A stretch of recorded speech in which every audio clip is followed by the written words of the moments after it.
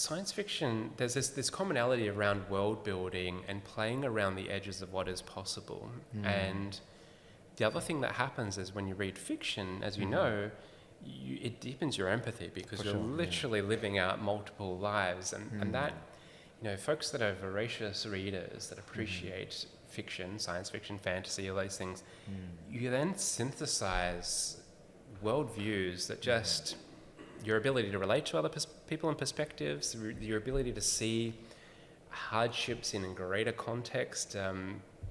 When looping back to meaning, I feel like it adds vocabulary to what the potentiality of meaning making. Yeah. And well, that seems like something that stayed with you throughout, and it's something that you really incorporate in the work that you do. I try to, It's. I feel like sometimes I need to smuggle it in because most of my work happens within enterprise land, and they're often metric obsessed and fixated on short-term goals for maximizing profits and returns. And yet sometimes you have lovely folk working within enterprise land that have a bit more of a broader lens on what's possible.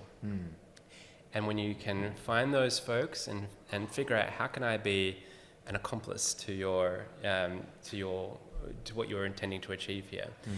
And normally the role that I play is warming things up, bringing a sense of the imagination into things, whilst also trying to pull at the threads of patriarchy, trying to dissolve hierarchy a little bit to soften and warm and really attune people to more qualitative indicators of what meaningful progress might be, rather than simply perpetuating a rich delusion of progress, which is what often happens. Yeah.